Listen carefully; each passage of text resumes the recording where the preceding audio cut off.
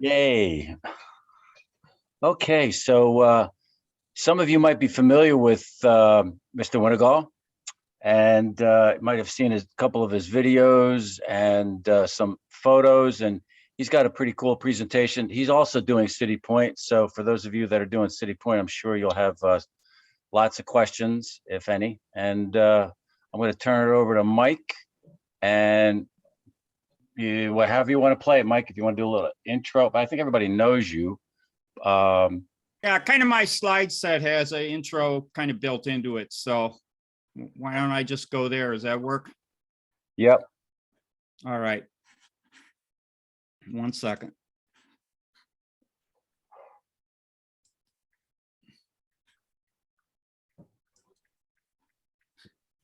Okay. I'm starting at the end. How's that? Yeah. Beginning. All right. Can you guys see that? Yes. Okay. Like Tom said, my name's Mike Willegal. And I'm modeling City Point. I'm calling it the City Point Terminal because I'm not doing the whole City Point and Army line. Pretty much, mostly just the City Point area. And a little of my history back in 1964. This is a picture of me on a cannon on Cemetery Ridge at Gettysburg.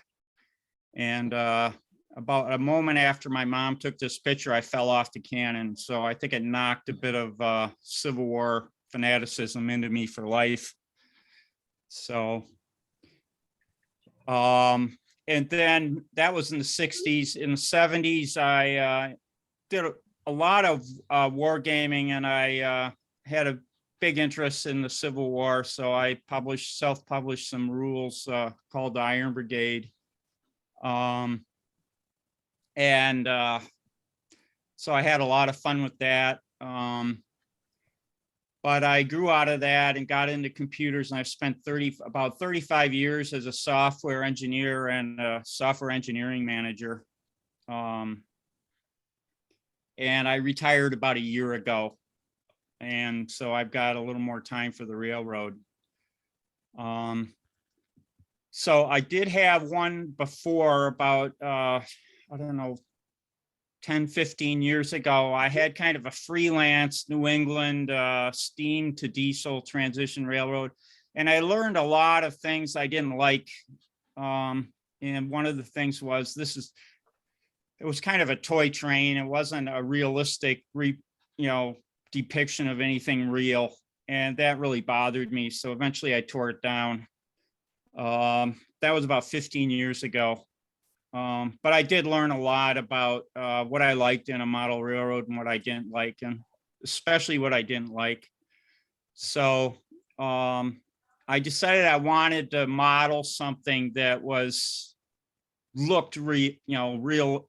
I don't know if you could say realistic is the right word, but depicted an actual scene. And so with the Civil War history behind me, I wanted to pick something where I didn't have to compress things too much.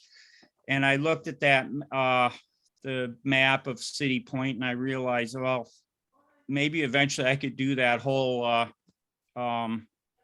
area there. So the couple of things I like about City Point is it's a significant base in terms of the war, but it's still able to model a big piece of it. And there's a lot of variety there. There's the camps, the wharves, the railroads, fortifications. So there's just a lot of things you can model there. And I'm from Wisconsin originally, so I kind of have a northern focus. So it has that focus. And the documentation of maps, images, and written accounts too. I think the Gary Adelman, I don't quite know how to say his name, but he's into that Civil War photography stuff. I saw him somewhere on one of his YouTube videos where he says maybe City Point in Petersburg is the third most photographed spot in the Civil War. So it's really a lot of pictures there. And there's also written documents. There's 2 different books on Lincoln's visit to City Point, and that theater of war. Oh, and the other thing is this picture. The reason why I put this here is this particular picture is done by Edward Lansom Henry. And this picture, it's actually, I've seen the real thing. It's about 10 or 15 miles from my house in an art museum near here. That's great. And I went to see it, and it's not on display, but the curator brought it out for me. And some of the notes that were with the painting pointed out that it's been shown at the Museum of Modern Art in New York City, which is a very significant, museum. So it's a significant piece of art. And this guy's attention to detail is unbelievable. The stuff he depicts in here, I've seen written documentation of almost all of it. He has the dictator at the end of the track here with a guard over it. And the 1st Connecticut Heavy Artillery, there's a history, and the history talks about Colonel Abbott writing to somebody, it might have been Ingalls, the quartermaster or somebody, saying he wanted to move the dictator because it was a pain in the butt. He always had to keep guards over there. And they eventually moved it from here over to where the bakery is, where the fortifications are. So they didn't have to post extra guards at the dictator. But I just find it fascinating that this painting shows so many things that I found are documented as having happened. So that's kind of why I picked this place. It's just a fascinating place. Let's see. The maritime interest is also interesting. And I pulled up some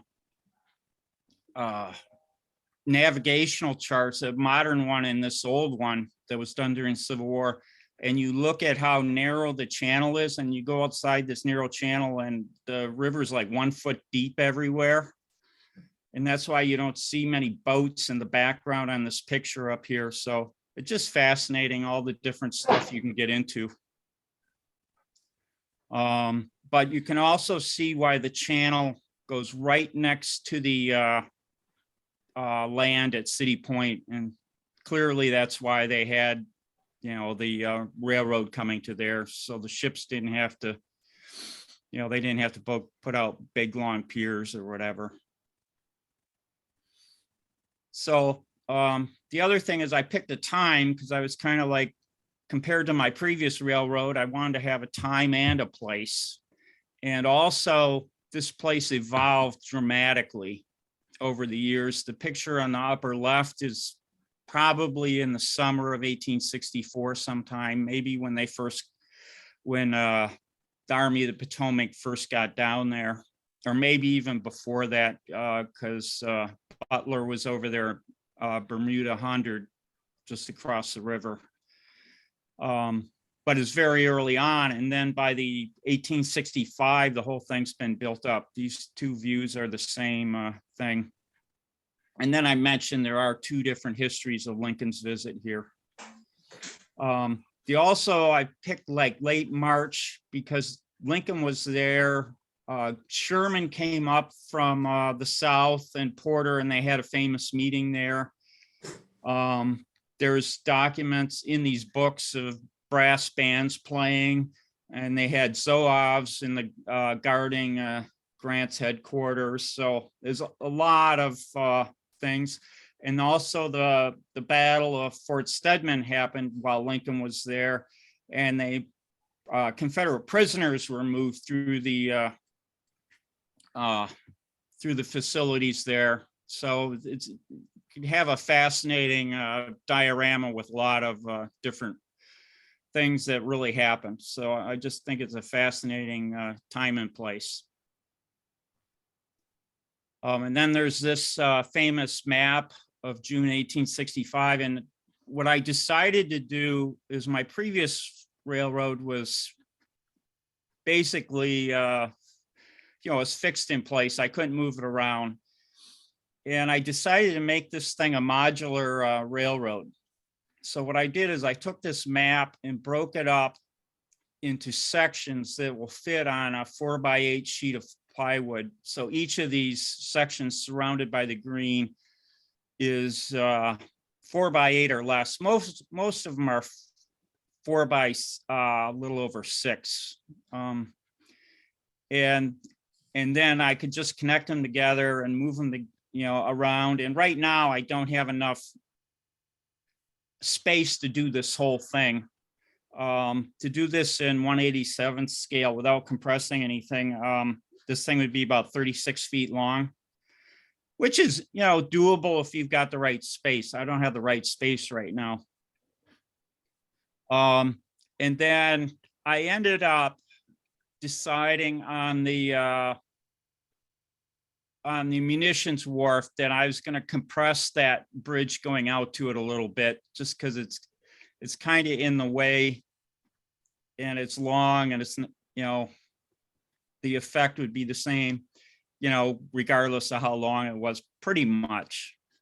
And then on this other end where Grant's headquarters is and the quartermaster's headquarters, I may end up, that'll be the last part I'm doing. I may end up compressing that down a little bit too, so I can get, the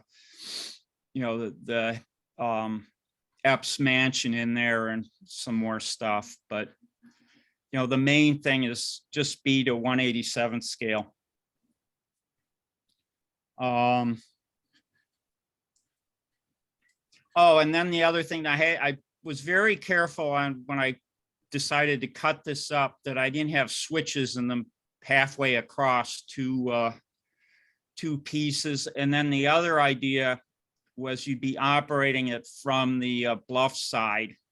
And that would, since most of the views are from the bluff looking down over the warehouses or what have you, you'd have kind of the same view as many of the photographs from the Civil War. Very cool. Yeah. So anyway, move on. So my current space is much smaller than would fit that whole thing, but I can fit in the first 3 modules. So I've got kind of the lead-in tracks, the engine house, and this is, there's in this one section here, there's 10 switches, and it basically leads to everywhere else. So this is the first one I built, kind of the hub of the whole thing. And the next one, I haven't built this yet, but I will build this, the Railroad Wharf. And then when I started building this, I was thinking, well, if I do a little cleaning out, because I got a lot of stuff stored over where I had this bakery marked out, I can potentially run the track around and put in the bakery and commissary and maybe the first station on the line. So that's potential. It's likely this exact layout down here is likely to change, but it's an idea I got in my head right now. So, and this is the bench work I ended up doing. It's basically an L girder I basically put these joists across, and then the legs are bolted on to the L girders. So it could potentially just unbolt the legs and, be a little easier to move things around. And then I've got locking casters on the bottom of the feet. And these, I think it would take several people to move to really, by the time I'm done scenic and everything, but it wouldn't be impossible to move these things around. And definitely having the casters right now is convenient, so I can get under either side of these Modules. The modules very easily, and I can slide them around and get in between them and stuff like that. And here's where the first module with the engine yard connects to the start of the second module with the lead-in tracks, and you can kind of see how the bluffs are built up with oh yeah, that's what I was going to talk about here. So I've got like a 5mm Luan over these joists, which is pretty light. And then where there's track, I've got the homo soat 1/2 inch, and then where there's just scenery, I've got for the bluffs, I've got 5 inches of foam board. So the whole thing is actually pretty light. Yep.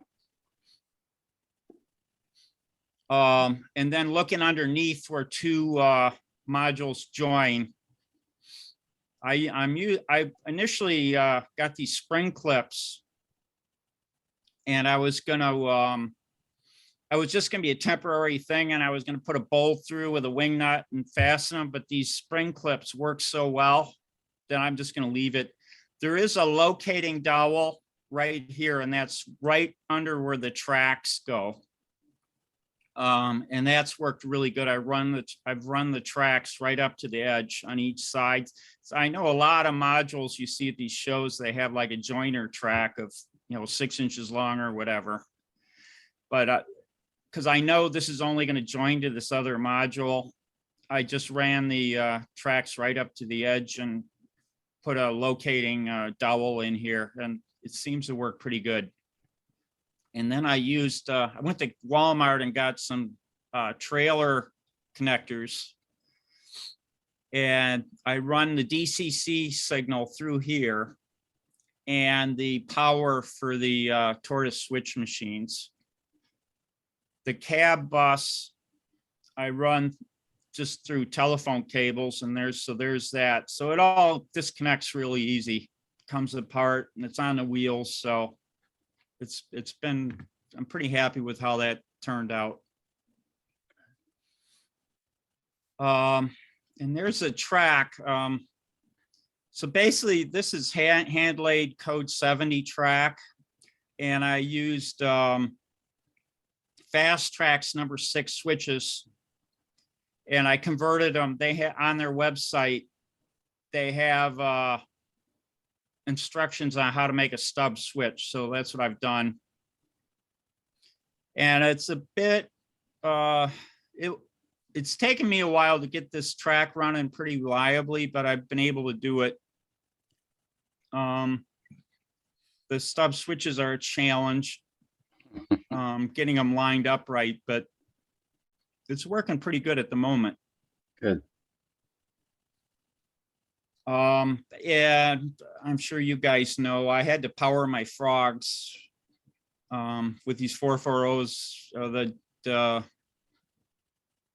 Mantua Generals. Is the moment they'd hit these frogs, they'd stop every time. So I powered the frogs and just control it with the tortoise switch machines. I kind of have a novel little thing on how I control the switch machines. I just printed out basically a rough guide, and I have a double position, double throw switch that's mounted right angle, and it's got a long toggle switch, and it points up when you go that way, and I flip it down and it goes down when you go that way. And it's simple. I looked into having lights like so many people have on those, and it's really not necessary with this setup.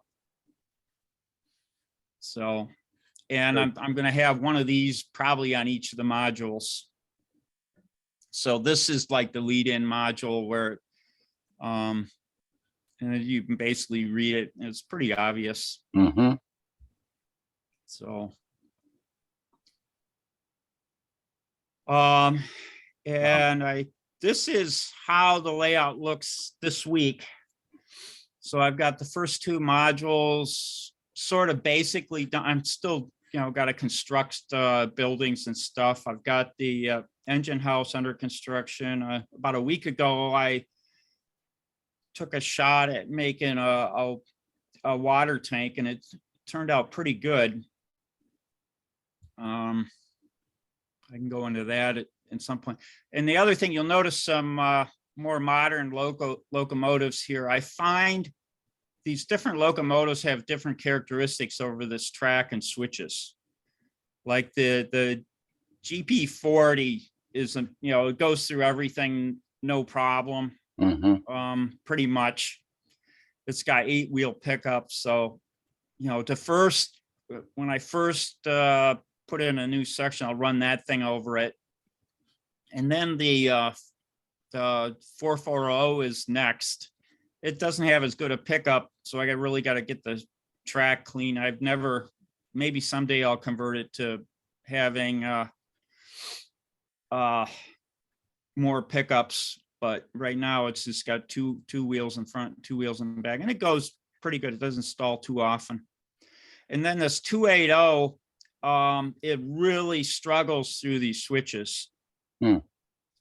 So it's kind of got, with having these 3 different locomotives, if I can get all 3 of them working, I'm pretty sure the track's gonna be working for most anything, I hope. So that's kind of And you say that the 440s run relatively smooth, eh? I put CAN motors in this one. I've got another one I don't have. I have 2 of them built with CAN motors in, and it goes okay. I mean, it's not as good as the more modern. That's a Bachmann 280. It runs pretty well. And that, like I said, the diesel really is smooth, but it's okay. I mean, it's good enough for what I need. It definitely made a difference though, putting a CAN motor in it. And then one thing, since I don't have a loop and don't have plans for a loop, but if I ever have like guests over and I just want to have, you know, trains running a loop, I can't do it. So this is a subject for a whole nother session, but I figured I'd just throw up a quick one slide on it. I basically use a NCDCC system for controlling, and that has a serial port where you can send commands to a serial port to start and stop the locomotives. And so what I did was I got an old vintage computer, put a serial port in it, and I could send commands over to the NCE DCC command station. I could run my locomotives from that. So then all I needed was a little sense thing, an input to the computer to tell when I reached a certain block on the track. So I found a block sense, current sense detector design on the internet. I built a prototype. It turned out it worked with a couple of modifications in my layout. So now I can run trains at least back and forth on the layout continuously, and I can have them like pause at the end at the station and then, you know, pick up and run to the other end and stop and pause. And I've actually had 3 trains running at once on this little layout. Damn. You know, and it was kind of fun watching it all going on. And I could potentially, if I really got creative and wanted to work at it, I could probably have multiple trains on one track, but that would take a bit more work than I got time for right now. But anyway, then I've got a YouTube channel where I've been putting up some videos, and I imported part of one video here. So I'll just run this real right now. And you can see my turntable, which is kind of my pride and joy right now. I scratch built this turntable, you know, basically from the ground up. And anyway. Is that a manual table or do you have it wired to turn? It's wired. I've got a little stepper motor mounted under the benchwork, and it runs at 3 different speeds. I had this stepper motor and a stepper motor controller for another application that I never used for the other application. So I tore the other application apart and adapted it to this, where it's at least gets some use. Mm-hmm. Damn. Nice modeling on that turntable to get it to run that. That's Yeah, I think it's running a little smoother now. It's kind of worn in a little. It's a little jerky, but, and then there's always work to be done. It doesn't want the track coming off this end doesn't quite line up. And that's because I either don't have it centered or there's a little arc in it, but right. it lines up the other way, but.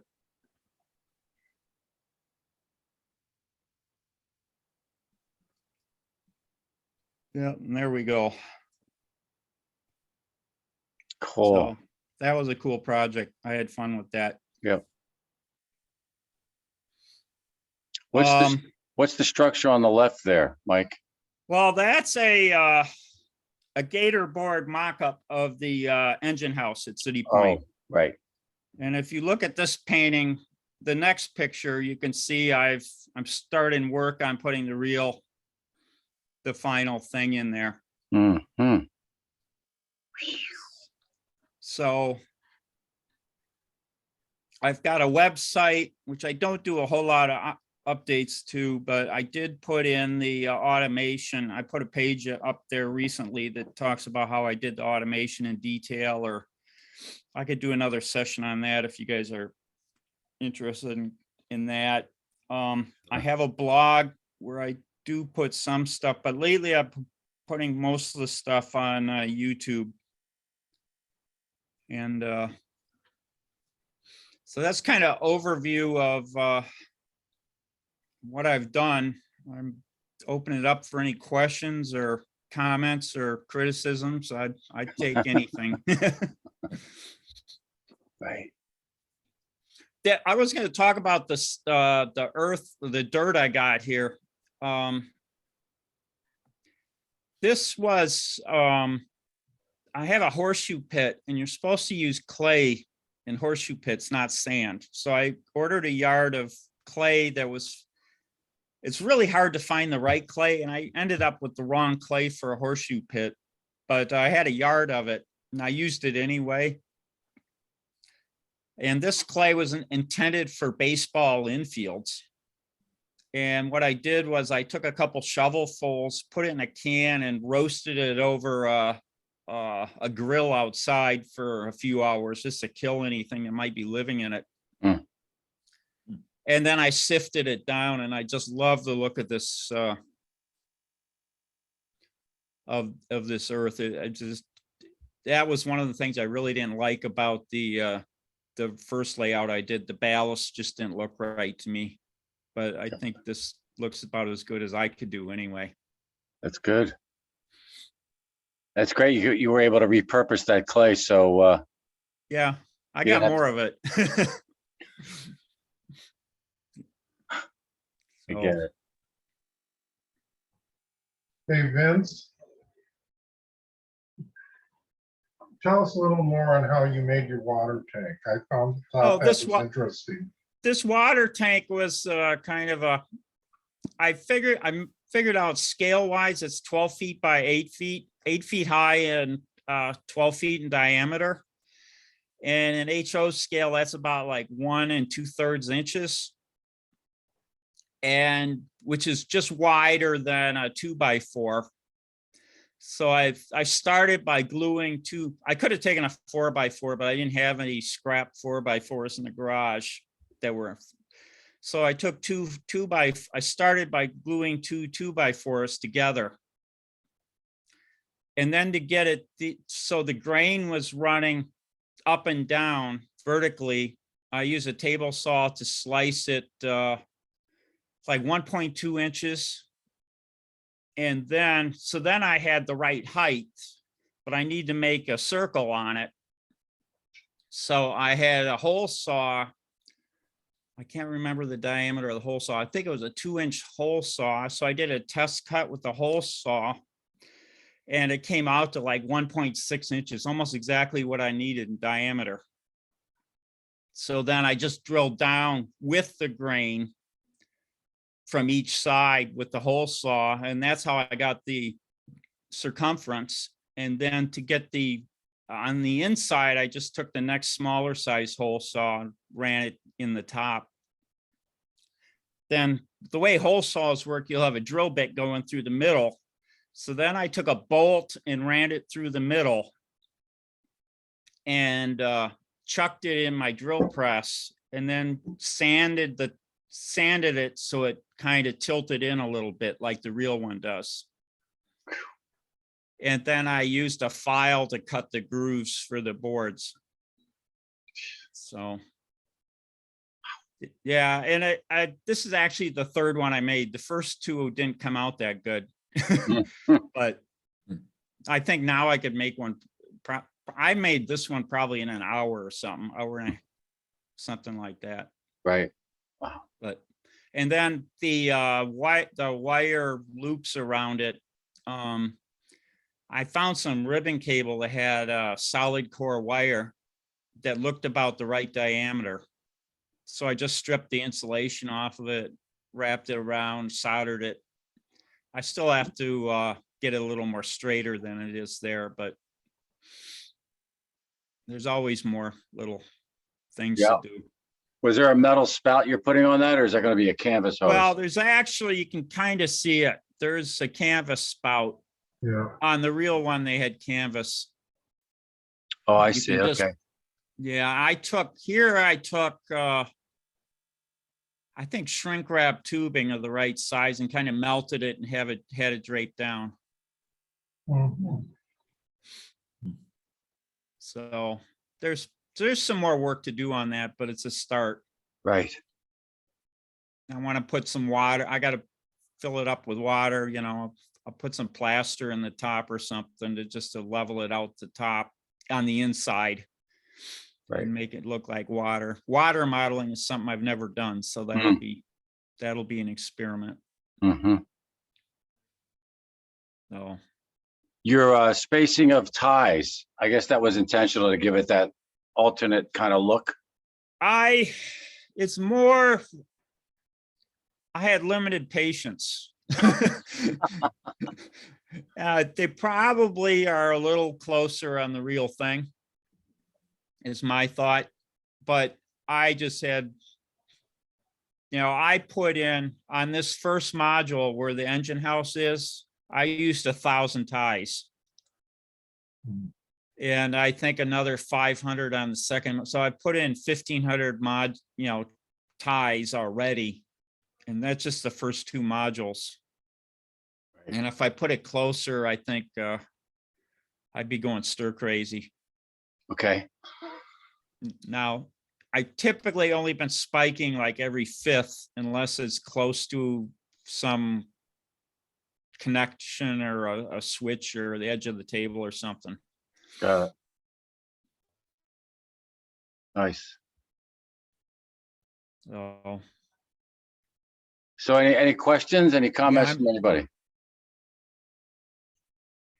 Well, I've got one on the Tyco or Mantua Generals. So I have a couple and I want to convert them to DCC. And I wondered just how hard that is. I don't, for me, it was time consuming. The hardest I know was it Al Mueller put together a document that included doing that. And that's what I kind of used as a starting point. I found when I put a can motor in the tender that I had plenty of room for a 1 amp. I'm using a Digitrax 1 amp. Is it N decoder or something? A small decoder. I haven't had any issues with it. And I know you could put it in the tender. It's in the tender with the motor. Yeah.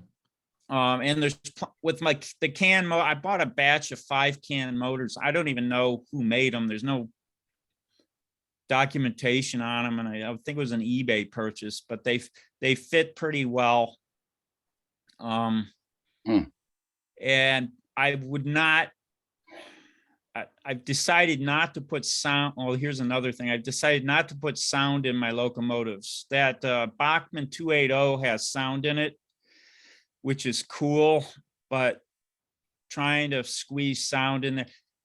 What I'm gonna do someday, if I get around to it, is I'd like to have like under table sound and just basically monitor the DCC commands going into the over the locomotives, and just, you know, then I could put a big subwoofer in there and shake the room if I want, you know. So that's what my idea is on sound. But the DCC, the hard part was replacing the coupler. Yeah. And getting that you take a brass rod and drill a little hole in it, and I found that was pretty difficult to get centered and working right. And I've done 2 of them now, and I would not consider it easy still. Maybe one of you guys has a better, you know, a magic touch or something. Yeah, I tend to use Alexander couplers, although they're not in scale. At least they're a little bit more user friendly. Yeah. So what are you using for your couplers, or what's your initial intent? Well, I did an experiment with some homebrew Lincoln pin couplers, and I just found it extremely fiddly to connect and disconnect. And here I basically got what you might call a switching layout, where there could be a lot of that going on. Right. And so now I've got KD couplers in there. But I don't think that's a long-term solution. I had this one idea. You know, the Brios use magnets. And I was thinking you could make, with the right, you know, super magnet, you could probably make something that looked a sort of like a Lincoln pin coupler coupling, but only worked with magnetism. And, you know, you aren't going to be pulling probably much more than 10 cars. Right. So, you know, but the bad part about that is if you do it like the Brio guys do it, you can't, if you turn the cars the other way, they'll repel each other. Right. So that's the downside of that. But then I thought, well, what if you put the magnet on a horizontal basis and on a rotating thing so it can flip depending on which side it was on. So I don't know. I got ideas, but that's going to be down the road a ways. Right now, I'm just using KD couplers. That's cool. Yep. Yep. So. Well, yeah, you got your priorities straight. Yeah. Well, the KD couplers are I had a bunch of them from my last railroad, so it's like kind of a no-brainer just to get things going. Right. Right. So good.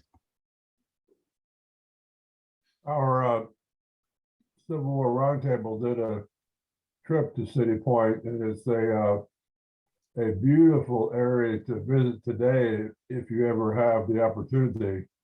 It's sort of off the beaten track, off I-95, and it's hard to believe that it was once one of the most busy ports on earth, because now it's very bucolic and open, and you can see where the Appomattox River runs into the James, and it's wooded shoreline, and it's well worth visiting.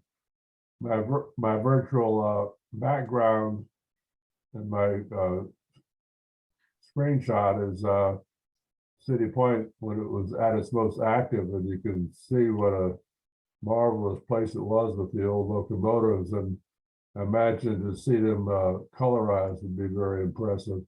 Sure would. And even today, Fort Lee is in that area. It's a quartermaster's base, and if you ride through there on Amtrak, you'll go by their warehouses, and just acres and acres of Army vehicles are stored there. And I imagine that's sort of the heritage of that being a logistical base for the Army of the Potomac at one time.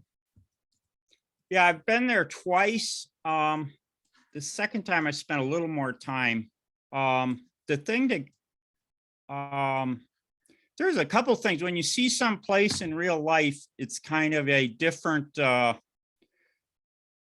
thing than in real, and like that cut, railroad cut coming into the facilities, I didn't really realize what it was. You know, it was just a plain old railroad cut. And then I'm gonna see. If you turn off the screen share, you can see the image in my background. Yep, I can see it. I was just gonna show you guys on my website.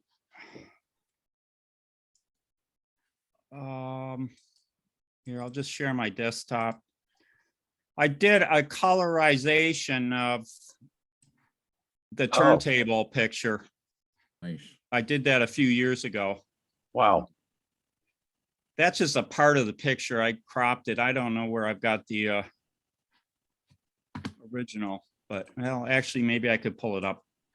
That's pretty good there, Mike. Jeez. Mm, Yeah. nice. Is that a hospital wagon? That is a Photographer? photographer's wagon. Okay. No. Hold on a second. If you can hold on a second, I will. I believe I have that whole thing colorized somewhere. Oh, here. Here's the whole picture Oh, yeah. colorized. And if you look here, this is funny. It says, let me see if I can make this bigger. Yeah, this says ambrotypes here, which is how I figured out it said photographers. And if you look over here, it says ambrotypes. This is actually a photographer's studio. Oh, Dark room. Yeah, well, no, it's a studio. This open roof is so you get, for a photographer, you want to get that northern light coming into the room. Yeah. So they just left the room open because that is facing south. So I'm pretty sure that's their studio, but I like Amazing. it also shows when you colorized it, the underneath of that part on the very left. yeah, and The two-wheel cart that's on. oh, this one here, yeah. Yeah. It's cool. Yeah, that was a fun project. I don't know how many of these things I do, but it was a lot of work, but I think it's great. yeah, so I don't, one thing is I lose focus and I start doing other things and yeah. so yeah, I found the other thing. I have for like, let me open this, for like doing the structures. I basically took a picture. This is a picture from the end of the actually Engine. this picture. It's not that picture, but there's another similar picture. Right. And I basically scaled it up, and this is how I knew to get the dimensions of the locomotive house barn. And there's another picture of it under construction. Let me see.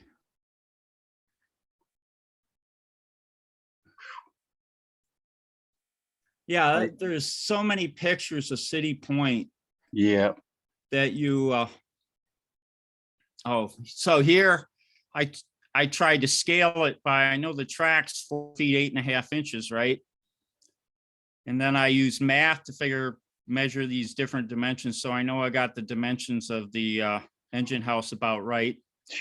Wow. So that's kind of what I've been doing. And if you look in the corner of this picture, you always see that picture of the two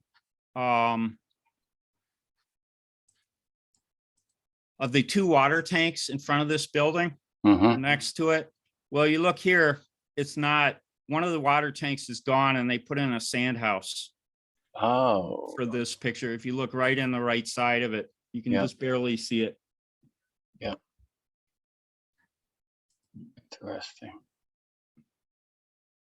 Huh.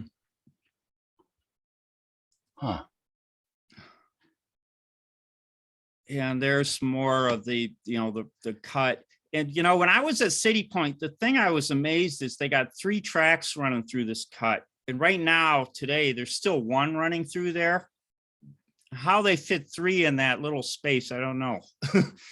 I guess some of it's probably fallen down and it's very weedy now, but. Hmm. Let's see what this one, now this is. That's a cool scene right there to attempt. to Yeah, model. this is with the 2 water tanks. They have not put in the turntable yet. They haven't put in the car shed. So it's like you kind of got to pick your date and time because this place evolves so fast. Mm-hmm.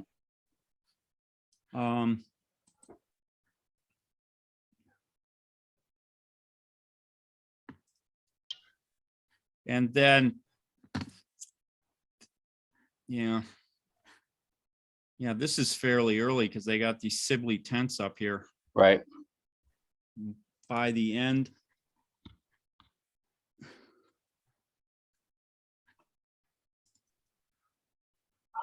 Yeah, said there's it was- with 2 water tanks.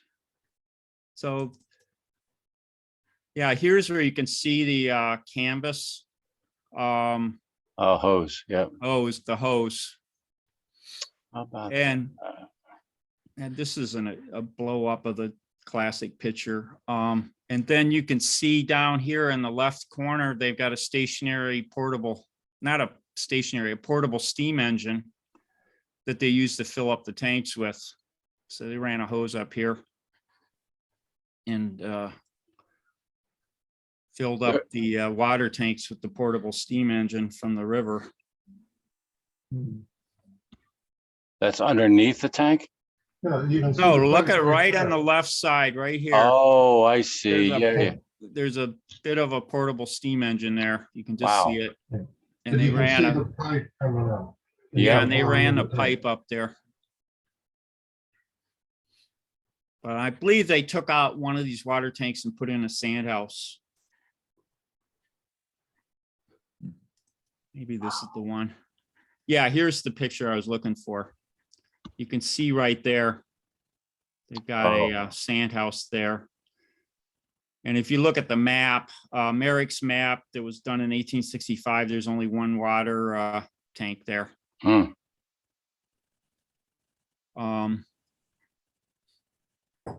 They also have a mistake in, some of these maps have mistakes too. Like you see, there's 3 tracks coming out of this 1 track going into the engine house. Mm-hmm. And I believe on Merrick's map. Oops.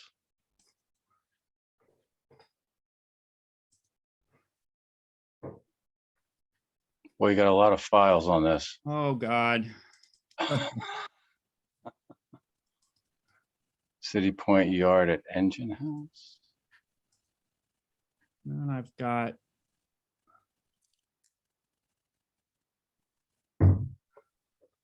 Wow.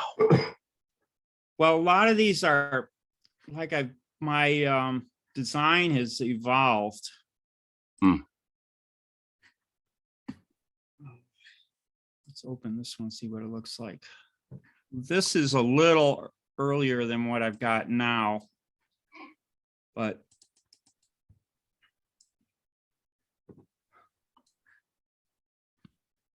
I might have altered this map. The original map, I think, had all these things coming together on 1 track going into the main line. I see. Yeah.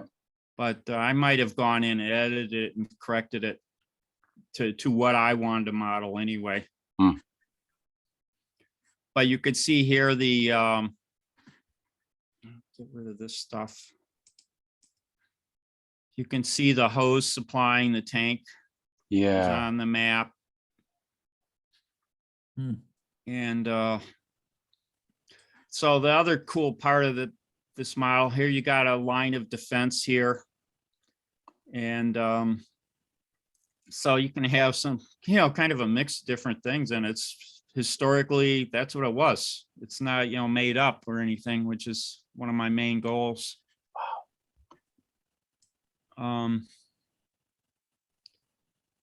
So unfortunately, I don't have room to do the whole thing, but I might compress the Epps mansion and all this closer down this way if I ever get to modeling this section, just so it fits in a better space. And the other thing, Do you know how many locomotives and how much rolling stock they had at the time of the siege? I have an estimate. I have been to the Library of Congress once and I didn't find anything, but there is some data. Pull up my website again. I'll show you how I figured the railroad. So I've pulled up all the info I could out of the Civil War Railroads group archives. And, there's a bunch of locomotives that were reported there. And then there's these numbers in McCallum's report on rolling stock numbers, okay?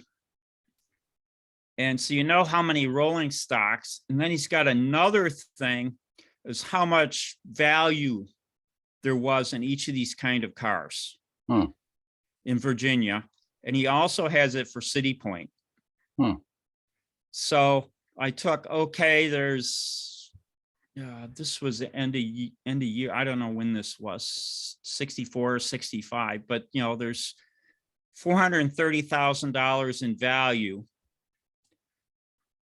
And if all the cars are equal value, which of course is not true, but maybe over the numbers it averages out, 11% of them would be in City Point based on these two numbers. And then there's about 400 in Virginia. And so I estimate, there's probably 45 box cars at City Point. And I did the same thing for flat cars. Right. And then I found this picture of flat cars getting unloaded at City Point. And guess how many flat cars there are there? 28. Are they stacked on top of each other? There's two of them. Yep. They're Holy stacked 2 smokes. high. There's 7 deep and 2 across. So that's 4 times 7, 28 of them. Wow. On these barges. And before I saw this picture, I'd estimated that there were 28. So maybe I'm lucky. I don't know. And then stock cars, I estimate there's 2, and passenger cars, I estimate there's 12. I think I got to go back to the Library of Congress or the National Archives and do some digging and get real numbers. I think Bernie's done that for his Acquia Creek line. But I got, some rough estimates. Yep. And I think I've done some, Bernie also published a daily, or for one particular day, a list of trains. And so I did the same thing with locomotives. I think. I estimate, I don't know how, I have less data on the locomotives, but I have a list of a lot of them that are around. But I think there was about 10. You'll see some articles that say there were 25 locomotives and 275 cars on the City Point and Army line, Right. including the Quartermaster Museum site. Well, this is wrong. This is a report. At the end of the war, the North had built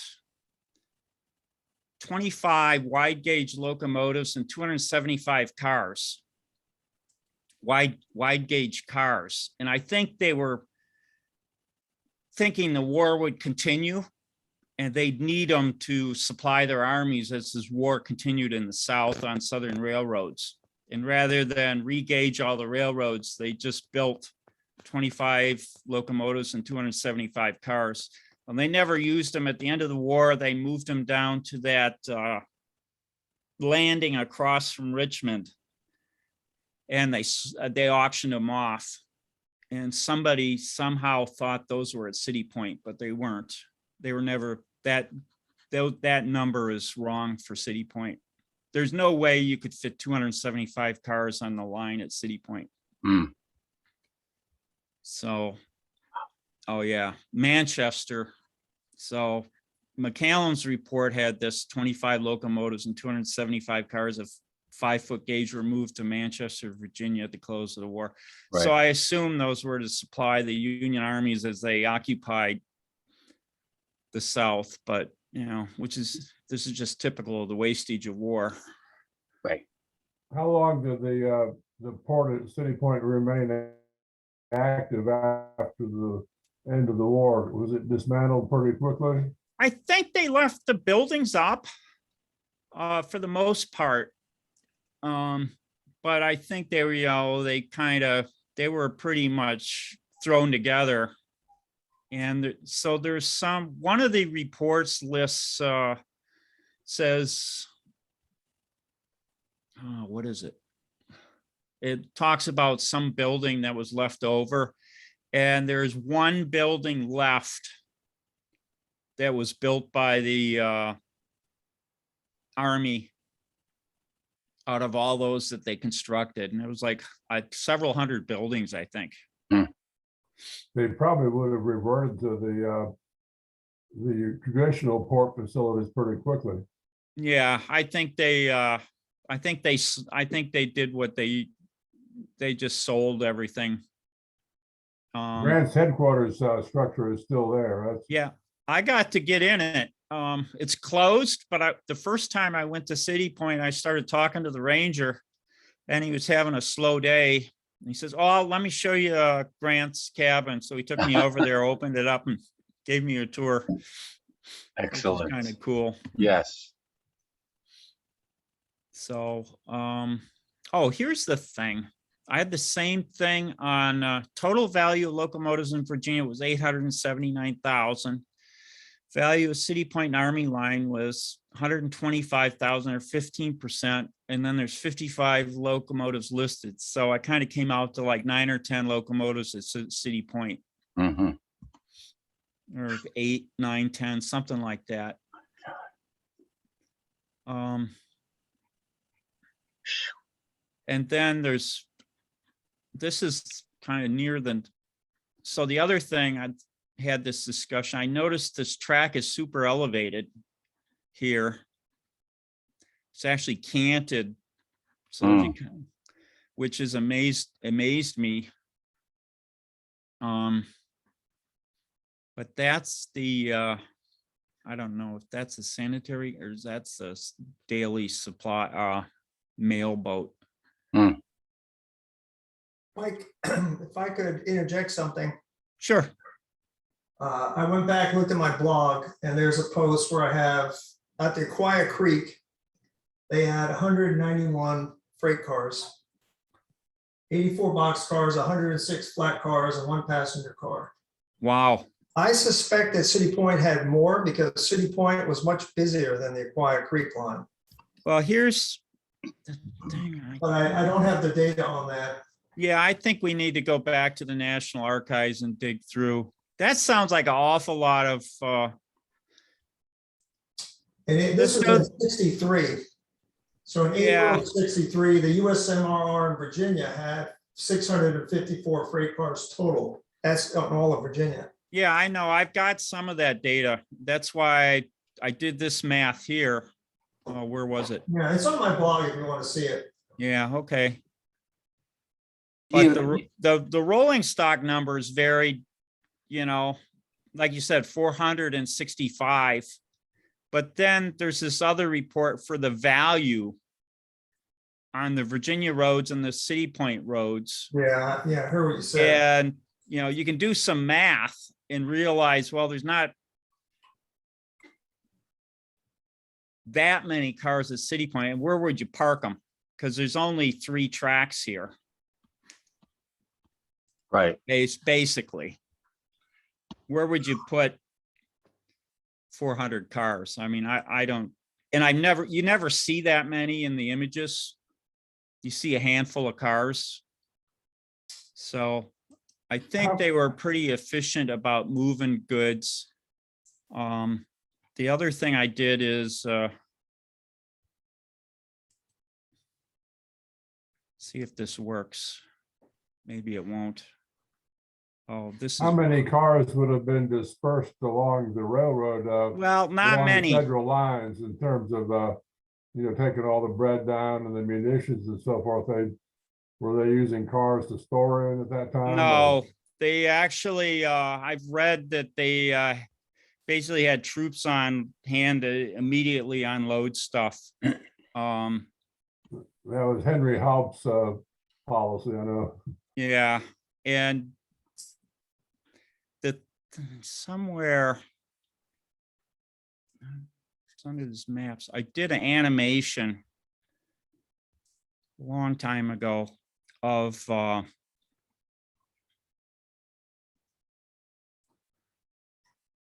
in City Point.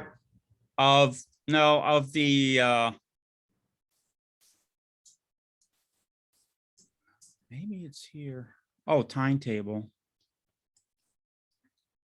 Yeah, Bernie had a timetable for one day and there were like 10 or 15 trains. Wasn't that many trains. And I actually animated that timetable so you could kind of see what was going on the True. I don't know where I put that though. Is that on your blog? It's probably on this website somewhere. All right. So That would be The fun to see. remarkable thing is that in 1865, while all this was going on in City Point, there was a prodigious effort to rebuild the railroads in North Carolina leading from Morehead City and Wilmington up to Goldsboro to enable resupply of Sherman. And by the Yep. time Sherman reached Goldsboro, within a days they had enough, a week or so, they had enough supplies to completely refit his armies, 90,000 men. It was astonishing, the amount of tractor laden sidings they built and so forth. It was quite an effort. yeah. Yeah, here's the first, I think this is from the first time I went to City Point. Mm-hmm. They think this is a Confederate earthwork. Right.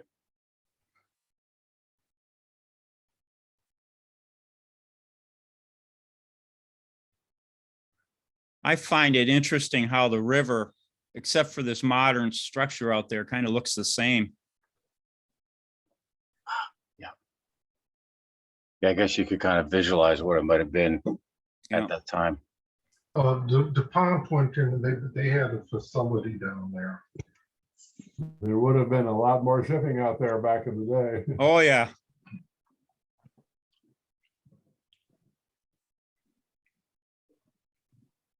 It's good. Yeah. Okay, Mike. Yeah, I'm probably,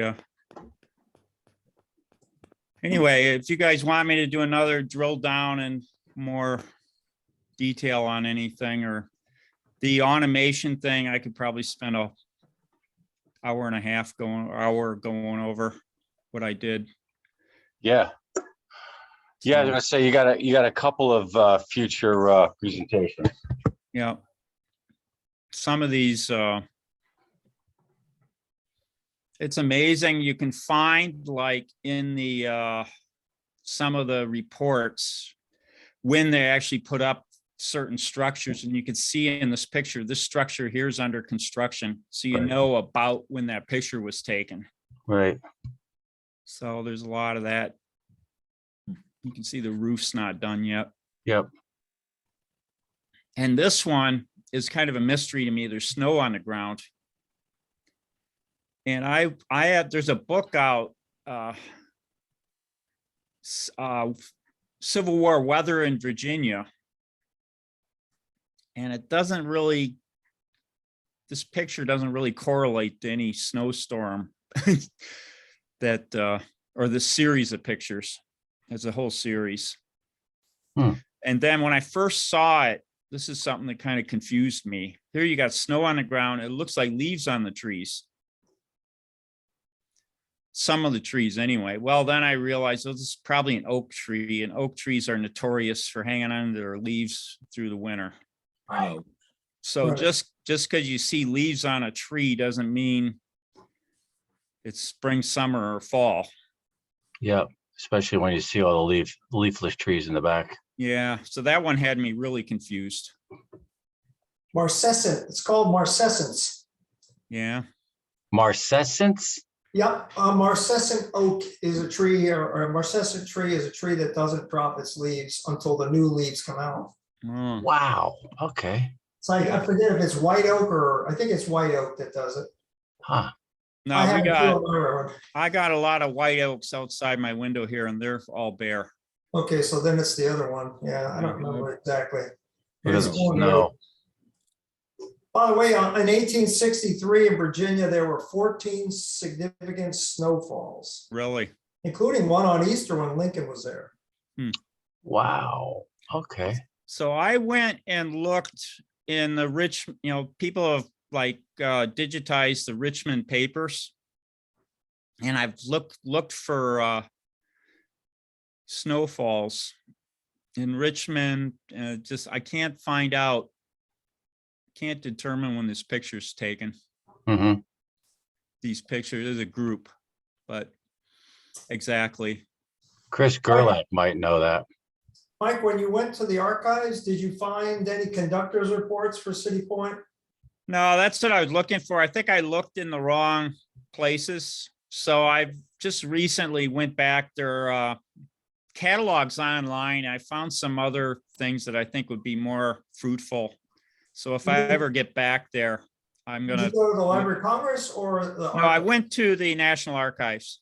I would check the Library of Congress because that's where I found the conductor's reports. Really? Yeah. Huh. Maybe I'll have to- Correction, not the Library of Congress. What am I saying? The National Archive out on downtown though, not the one out in College Point. Right. That's where I was. But Yeah. I was looking in the wrong record groups. Yeah. So I've done, Is it open again? I haven't been up there. I'd like to go back, but with COVID, I don't know if they've reopened.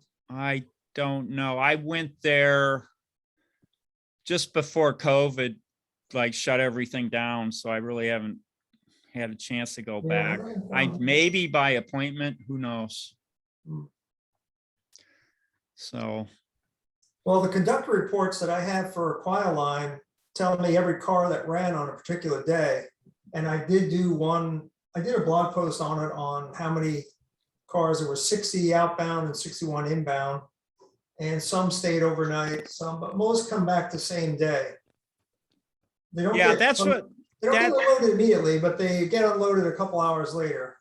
the thing you had one timetable from City Point for March or something you had put on your blog, and I Yeah, I see. animated that, and I found that they left like one train at the end of the line at the end of the day, but all the rest came back by that's cool. going through that timetable. Let's see, I have a couple pages of that book, I believe. I didn't copy the whole book because I wasn't doing City Point, but in the National Archives in downtown, they have that timetable for, I think, most of the month, I guess. I don't know how many months they have. Yeah, you're gonna have to tell me what the record group is or whatever the, This the is where poll I for didn't that one. record that, sorry. yeah. I have did I ever send you the PDF of the ones I do have? I don't recall. The only ones I've gotten from you are the ones that you had on your blog. You had Okay. one on your blog, I think. Yeah, I might have a few more. I'll look for it tonight and I'll email it to Yeah. you. So you can maybe do a multi-day animation if you get the data. Yeah, I gotta find, Interesting. I'll send you guys a link to that animation when I find it, but basically I found they left one train at the end of the line and everything else ended up back at City Point. And that's why I don't think there's hundreds of cars and dozens of locomotives at City Point. Right. That and the little math I did, but definitely deserves more investigation and get real data out of it. Did they have facilities for handling livestock, animals, horses, cattle, fodder and so forth there? Or is that- There's fodder there, definitely. There's a picture of, actually, it's on my website, Maritime Activities. There's a picture of this boat at City Point full of hay. So there's a forage wharf. If I think somewhere in here. I believe there was a forage wharf, if I'm not mistaken. Oh, yeah, it's on that merit map. Yeah, I think it's somewhere here, but And they had livestock pens, or that was just to, well, that was down the river where they Okay. kept the livestock. I don't know if you guys recall, there was a Confederate cavalry raid where they stole all the cattle. didn't know that. That was just down the river, like 5 miles. Hmm. And right after that happened, up goes the line of defense. And this line of defense here actually was intended to stop the cavalry from raiding the harbor. Where was the, they had a mine implanted in one of the coal barges. Where did that blow up? That was somewhere around that was in August, I think. I'm thinking was the original wharf down in this section. So I'm thinking it was probably down in this section somewhere. I think you're right. Yeah, there's Mike, pictures, there's a lot of pictures of the carnage. The PDF that I have from City Point is from March 20th through April, what day is that? April 1st.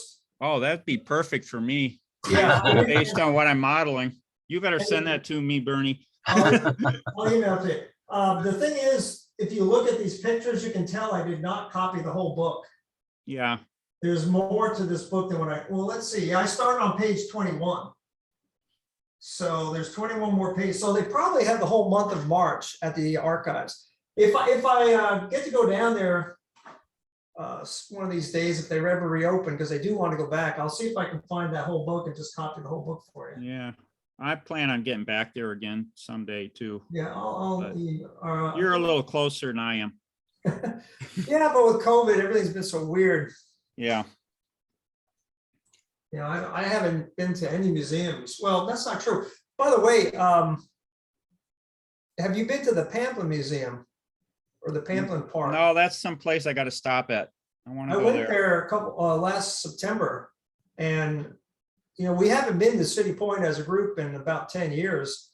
It might be worth another trip to do City Point and the Pamplin Museum. And I talked to the curators there, and they said that they would do us as a group and they would tailor the presentation to whatever we wanted. So, you know, railroad, they said they could do railroads and so on. But the Pamplin Museum, you could spend the whole day there easy. And they have a plantation, earthworks that have been both the original earthworks and restored earthworks or mock-up, whatever you want to call it. Mhm. And the diorama, you can't take pictures inside, but the inside of the museum is just loaded with detailing ideas. It's just amazing. Like I'm going to do another sutler's cabin based on what I saw in there, because they had a sutler's cabin set up. They have an actual supply wagon. It's probably the best Civil War museum that I've been to, not counting the B&O Museum for railroad stuff. Wow. Yeah, it's really good. Put that on the list. Excuse me? Yeah, we'll put that on the list. It's the Pamplin Park and Museum. And the lady gave me her business cards for the various people, but it would be easy to get in touch with them. Just call them up. Yeah, Yeah, it's located on the side of the Union Breakthrough right at the end of the war. Yeah, it's right on where the fighting happened. Yeah, basically. The earthworks, they have, I don't know, a kilometer or more of earthworks there that you can look at. Hmm. You can walk. They have 2 farms, and one you can go inside, and it's all the buildings have all the stuff in them. So if you ever want to like detail a barn or a kitchen or a shearing shed, tobacco barn, all that stuff is there. The slave quarters are not really, they use them more like a museum. They're not authentic. There might be one slave quarter that's authentic. Definitely worth a visit. yeah, I've Good. been meaning to see that place. Yeah, I've been meaning to also, and I finally said, I'm just gonna go do it. And I stopped by, I was going down to Virginia to Danville at the end of September, so I stopped in and I was blown away. Yeah, Good. Cool. When you're going down there, get off the road and visit Drury's Bluff also. That's a pretty Yeah. impressive site. I stopped there too. The river wars got me fascinated too. What was going on in the river there. Because I think it's underappreciated how the Union Army kind of was in a siege of its own because all the Confederate raiders roaming around the countryside behind their lines and stuff. And you read the naval reports about how, basically when Lincoln came up to City Point, he was, they basically had a gunboat guarding his boat, the River Queen. And so it's kind of, it's the Wild West over there, I think. Yeah. It's like Caesar and Alicia. He had Very close. Yeah, I I'm very close. I don't think that's well appreciated, what was going on there. So Good. anyway, Well, thank you, Mike. well, thank you guys for listening. Yeah, it was terrific. Great job. Remarkable research, man. And the work that you've done, just building those, the modules is one thing. And then how you've cataloged, or not necessarily cataloged, but your charts and what have you that you built of the rolling stock and the numbers and all that. That's way outside my scope. That was very, You got to work with the data you got. I mean, here's the other thing that, the naval records has the list of boats and where they were located. So we know, and this report was in December, but there's another report for March. So I know what boats were, what naval ships were in the area. And, amazing. of course, there wasn't much at City Point. They were actually upriver or patrolling downriver, but Good. yeah. Good. Well, thank you again, man. Appreciate your time and putting together that presentation. Very Yep. good. I enjoyed it. Thanks. Yep. Cool. All right. So unless anybody else have anything you want to share, we got another, actually we got about 5 minutes. Okay. Cool. Happy holiday, everybody. Yeah. I will say that Roger Rossi's doing his straight boiler presentation again. It'll be a week from Saturday for those of you that missed it. And then we will do a recording on that. And then I'm not sure what's next. There's a couple of things in the queue, but I'll keep you posted. Happy holidays, guys. Happy holidays. Stay well, everybody. Yeah. Holidays. Tom, give me a call when you get a chance. Okay, I'll call you tomorrow. All right, bye.